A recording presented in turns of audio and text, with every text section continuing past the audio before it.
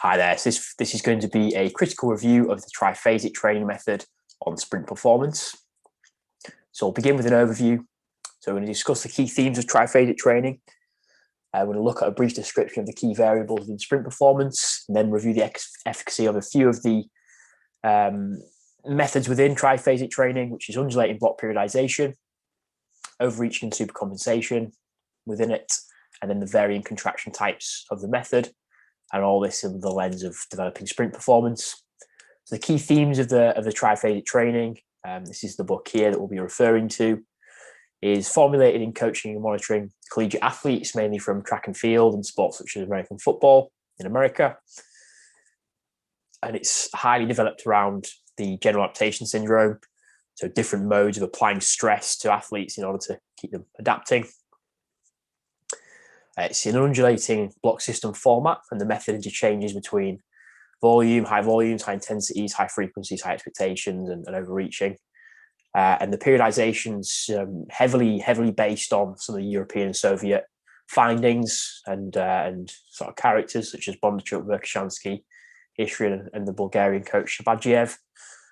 There's an alteration in contraction type, with it going from slow eccentrics to isometric pauses to fast concentrics over a sort of 6 to 9 week block. And within that, there'll be then two weeks of each contraction type. It's kind of a unidirectional approach to the block. So he sort of refers to, or the book refers to, the being one quality developed at a time, okay, and building specificity as the event gets nearer. And the authors also mentioned that the method can be broadly applied in the sporting context. This is how a block could look. So classical block in the sense that it's accumulation, transmutation, realization. And as you can see, it's going from sort of general and then to more specific to whatever the sport happens to be. So if it's a high velocity sport like sprinting, then we'd be looking at max speed and fast, explosive rate of force development movements. So quickly on sprint performance, so it's composed of acceleration, max velocity and deceleration phase with the more successful sprinters, accelerating for longer and of course reaching a greater max velocity. The elite times would be around about 10 seconds for male, around 11 for female. There's a high anaerobic and phosphocreatine energy system contribution, high force, high velocity profiles from sprinting, as well as key detriments seem to be type 2 fiber distribution, long fascicle lengths, high rate of force production, and they seem to be sort of determinants for good sprint performance. Consecutive sprint days are rare in programming for sprinters. Intensity can be measured by meters at a high intensity. That was from a book by Charlie Francis, famous sprint coach. And it's commonly combined with movements in the weight room, such as ballistics, like weightlifting, strength exercises, and plyometrics. And this is the energy system contribution down here, with you see 200 meters having a very high anaerobic component. So the periodization strategy from triphasic is as shown. So you've got a GPP phase, then you've got the eccentric, isometric, concentric, and then into the power, and finally the sort of the peaking taper. So you see this sort of spans across 17 weeks. And there's download weeks, as he calls them, between the concentric, the isometric, eccentric phases. And here's some of the methods that he uses down here as well. Okay, so strategy as shown here, again, that's the sort of block structure again. So the macrocycle is kind of undulating. There's sort of multiple undulating blocks which fit towards a competitive schedule. It's a block system, and there's weekly modified undulating within the microcycle. So the weekly modified undulating goes through moderate on a Monday, moderate intensity and volume, high intensity and low volume on day 2, and then low intensity, high volume on usually day 3 to Friday. So the athletes have got the weekend to recover. There's the claims for in the book. So S&C sessions do seem to follow a similar block approach in practice, according to some research. There is also support for the reduction in volume, but then higher specificity and higher intensity in terms of velocity during the taper period for strength speed sports. And the modified block system is also well supported over daily undulating in strength power athletes. And the concurrent sprint / high intensity interval training doesn't seem to affect strength training as well, but that's mainly suggested in cycling, as opposed to, combining the strength with aerobic stuff. It seems to have more of a detrimental effect on strength training. So some potential limitations, though, to this approach is that unidirectional block training has been criticised in the sort of sprint world, because it's not necessarily working on the qualities of sprint performance. So worth mentioning is it doesn't really refer that much to, or the book doesn't really refer that much to how it combines with the track and field coach, but it does briefly mention that there is that combination there. It's important to link up with the coach and make sure that the sessions, the S&C sessions, fit with the sprint coach's sessions. So although, that's in his block periodization, he suggests that it's very unidirectional, there also is the concurrent nature of doing it with a sprint coach. Polarized microcycles are also suggested for sprint coaches, but this is mainly in the form of the actual sprint sessions, not the S&C, but it's just worth noting there. So the moderate day might be redundant. There's also limited support for daily undulating periodization. As it's a block and undulating, it's kind of hard to know whether or not, it's going to have an effect. And this method's not actually been measured, but in the research, but just worth mentioning there as well.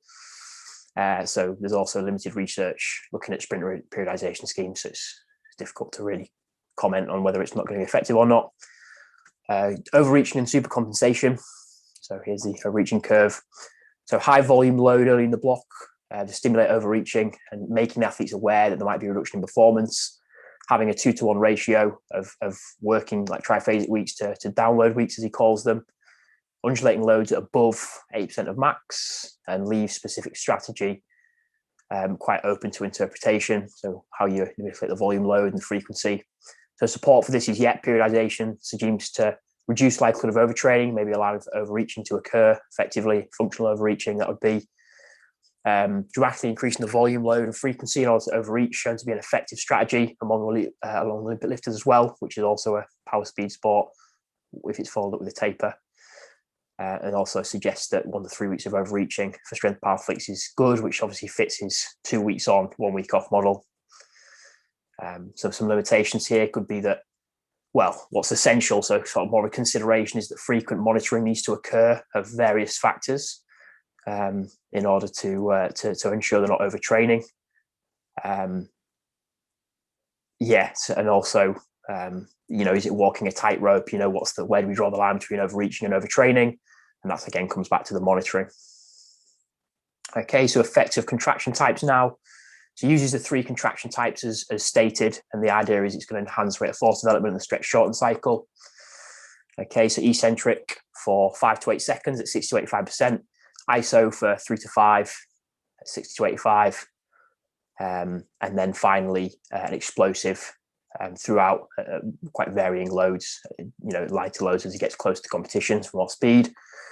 So strength training to proceed, so to come before plyometrics and rate of force development stuff, does seem to be effective for sprint performance and to allow greater SSC function. There's positive correlation as well between like a ballistic squat, which would be part of this concentric phase, and lower percentages and sprint performance. There's also some research on an eccentric hamstring protocol that has shown reduced risk of hamstring strain, although the is actually on isolation exercises, but yeah. Okay, also 3-second isometrics seem to be superior over rapid isometrics for improving rate of force development in floorball players as well. Quite a niche sport, but yeah. From there, some limitations. So only research analysing progression from eccentric to isometric concentric, like on volleyball players, and it's quite limited because the method actually wasn't shown how they actually applied the triphasic method, and that's the only research available on this method of triphasic contraction types. Isometric and eccentric phase also requires assisted loading, so it would mean that the practiced athlete would need to be there with a coach or another athlete. So it would work well for team sports if they're all trained together, but for a sprinter, it might not be so practical. Okay, and some final considerations now. So questionable applicability to like youth or seasoned, like older athletes, due to it being founded through collegiate athletes. Matching S&C sessions to sprint-specific sessions, appears to be vital. I think that maybe needs to be discussed more in the book, how that's done and how you can work through that. And some gaps also in the sprint coaching literature, which means that it's quite hard to evaluate some of the suggestions in the approach. Mixed methods and descriptions of block periodization among the research as well. So it's hard to really determine whether or not, what actually type of block is most effective, because there's many different ones that are employed in the research. No research has analysed triphasic method either.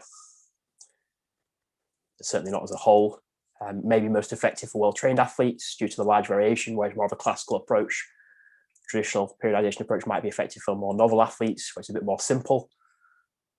There's also strong evidence for ballistic low-load, high-velocity movements. So, this is well established in his method, or in the triphasic method, for the peaking phase.